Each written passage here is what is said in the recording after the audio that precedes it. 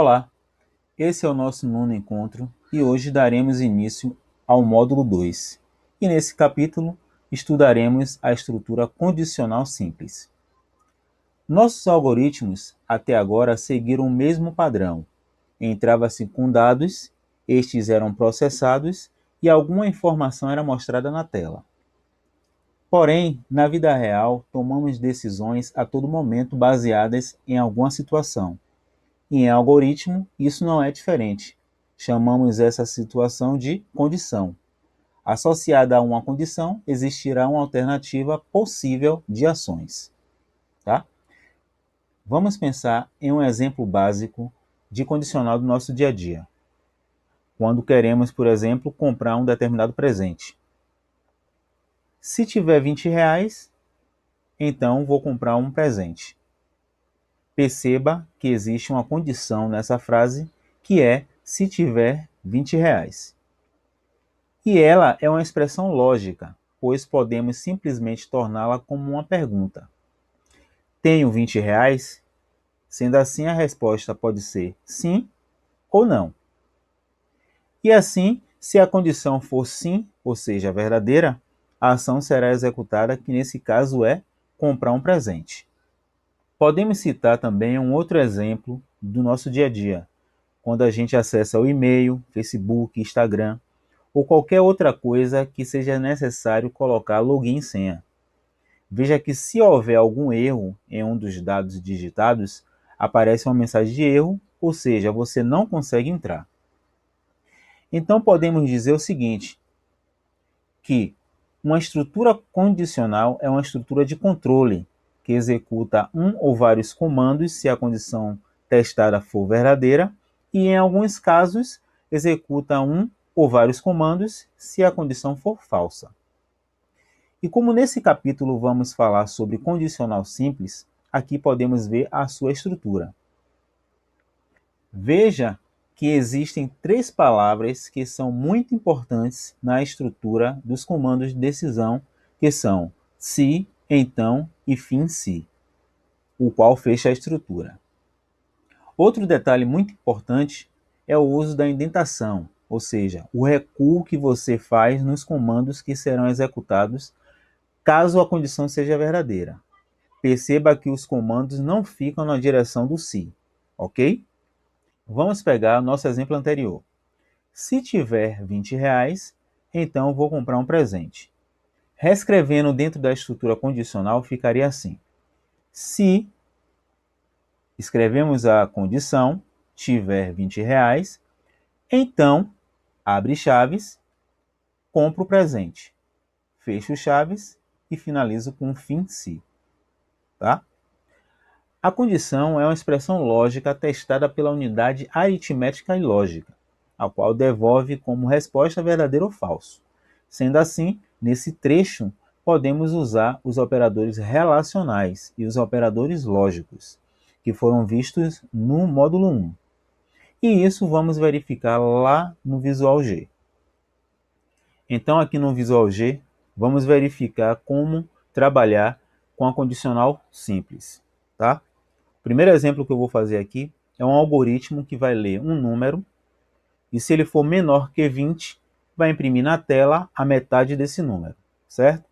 Então, a primeira coisa que eu vou fazer é iniciar declarando duas variáveis.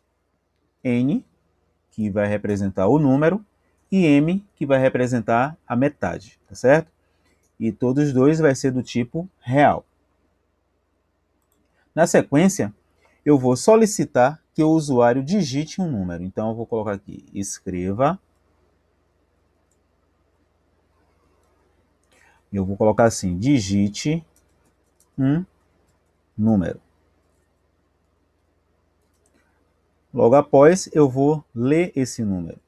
Então, eu vou ler N, tá certo? Agora sim, agora eu vou verificar se o número ele é menor ou se ele é maior. E de acordo com a verificação, eu vou efetuar uma ação, tá certo? Então, vamos lá. Se N for menor do que 20, deixa eu dizer uma coisa aqui. Eu posso colocar isso dentro do parêntese ou não, tá certo? Então, se n for menor do que 20, espaço, então, espaço, chaves e fecha chaves. É bom sempre quando você abrir uma chave você fechar, para você não esquecer, tá certo? E aí, o que é que vai acontecer se o número for menor que 20? Eu vou mostrar a metade desse número, tá? Para eu mostrar a metade, eu preciso efetuar um cálculo antes. E qual será o cálculo? Eu vou pegar o número e vou dividir por 2. E quem é que vai receber essa conta? Vai ser justamente o meu M, tá? Então, o M, ele vai receber o seguinte cálculo: o número dividido por 2, certo? E logo após, eu vou escrever na tela o quê? Seguinte mensagem: a metade é igual a vírgula, e aqui eu coloco minha variável m, tá? E depois eu tenho que fechar aqui o meu FINC, tá certo? Então vamos ver se está funcionando até aí. Então, F9, digite um número. Então eu vou digitar um número menor que 20, tá certo? 18. Então a metade é igual a 9. Vamos fazer outro exemplo. F9. Vou colocar aqui 15. A metade é 7,5, certo? E aí o que acontece? Você percebe que a gente fez aqui para n menor que 20. Eu vou fazer um teste aqui, ó, para você ver. Se eu colocar aqui 20, ó, não aparece nada. Por quê? Eu só fiz aqui a verificação se ele for menor que 20. Mas eu posso colocar um outro se aqui, outra condicional, se o número for maior que 20, tá? E é o que a gente vai fazer agora. Então, vou colocar um outro se aqui. Se n for maior ou igual a 20, tá? Por que maior ou igual a 20? Porque se o número, observe, aqui em cima eu coloquei menor que 20, tá? Então aqui eu tenho que colocar maior ou igual a 20. Por quê? Se eu colocar apenas maior, quando eu digitar 20, não vai ter nenhum resultado. Então eu quero que tenha resultado a partir do 20. Então, se o n for maior ou igual a 20, espaço, então, espaço, abre e fecha chaves, tá? Faz a indentação.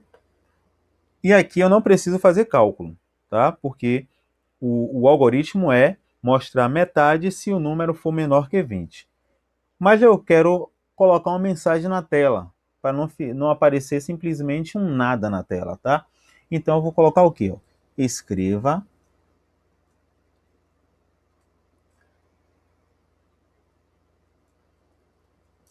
o número digitado é maior que, é maior ou igual a 20. Certo?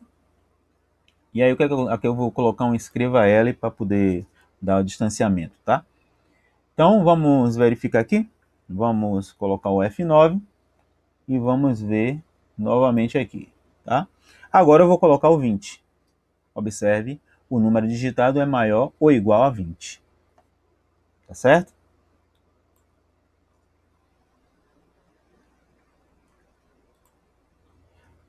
Tem um detalhe que eu esqueci aqui, ó.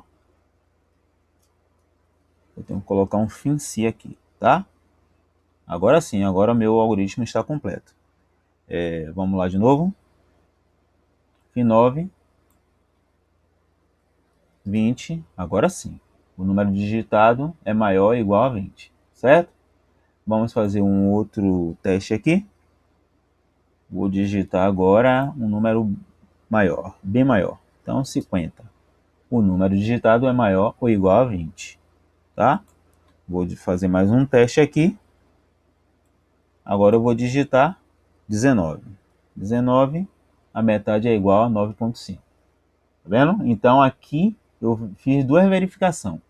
Se o número era menor do que 20, eu executei essa ação. Se o número era maior ou igual a 20, eu executei essa ação, tá? O nosso segundo exemplo será para calcular a área de um quadrado, tá? Então, vamos lá. Primeira coisa que eu vou fazer é declarar aqui duas variáveis. Uma será a medida do lado, tá? E a outra será o A representando a área. Então, aqui eu vou colocar um L, vou colocar um A, e os dois será do tipo real, certo? E aqui eu venho. O meu algoritmo eu quero que o usuário digite o valor do lado do quadrado, tá? E na sequência o algoritmo ele vai dar o resultado da medida da área, tá certo? Então vamos lá. Então a primeira coisa que eu vou fazer é escreva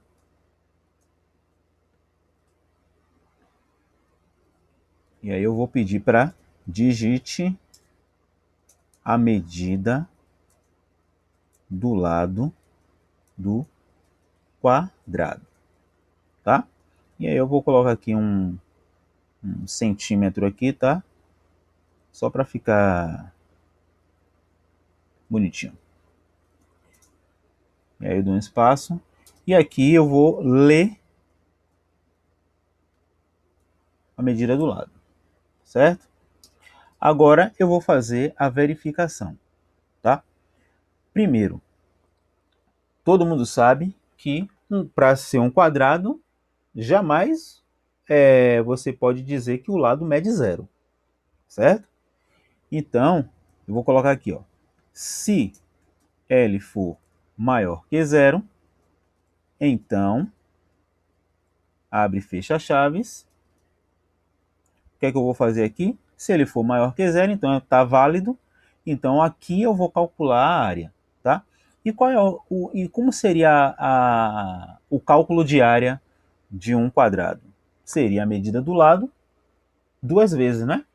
Lado vezes lado. E isso eu também posso escrever como uma potência. Lado elevado ao quadrado, tá? Então é o que eu vou fazer aqui, é o que eu vou escrever aqui. Então eu vou escrever assim, ó. A, ele vai receber L ao quadrado, tá certo? E tem que lembrar lá dos nossos operadores, tá certo? O chapeuzinho aqui representa o elevado, tá bom? E na sequência aqui, eu vou pedir para escreva. O que é que eu vou escrever na tela? Vou escrever assim, ó. A área do quadrado é, vou dar um espaço, vou dar um espaço aqui, vou colocar a medida da área e vou colocar centímetros quadrado, tá? Que é a unidade de medida de área, tá certo? E aqui eu vou colocar o fim si, certo? Agora eu também tenho que fazer uma verificação se for igual ou menor que zero, porque a pessoa pode digitar lá menos 1, menos 2, qualquer coisa desse tipo. Então vamos fazer essa verificação também. Então, se L for menor ou igual a zero, então, deixa eu arrumar aqui da mesma forma que eu estou fazendo em cima para vocês não acharem que existe diferença, tá? Então, se L for menor ou igual a zero, então, espaço, abre e fecha chaves, faz a indentação. Aí aqui eu não posso fazer nenhum cálculo, tá? Porque não existe lado, quadrado com lado medindo zero. Então aqui eu vou escrever o quê? Vou escrever assim, ó. A medida do lado Não. A medida que você digitou não é válida. Certo? Então, já fiz aí. E agora eu tenho que colocar o meu FINCI aqui, né? Tenho que fechar aqui meu FINCI. Tá? Isso aqui não pode esquecer de jeito nenhum, tá bom? Então, vamos ver se está funcionando. Vou colocar aqui o F9. Deixa eu baixar um pouquinho aqui, né? Para vocês verem o código completo, tá? Então, vamos lá. F9. Deixa eu trazer aqui. E aí eu vou digitar assim, ó, a medida do lado do meu quadrado é 5. E aí a área do quadrado é 25 centímetros quadrados, certo? 5 vezes 5.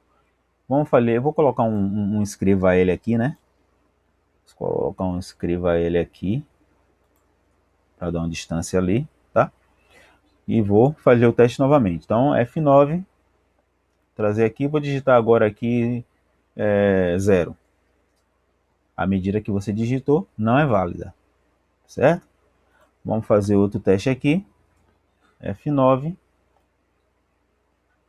Agora eu vou colocar aqui um quadrado com 100 como medida de lado. Então, a área do quadrado é 10.000 centímetros quadrados.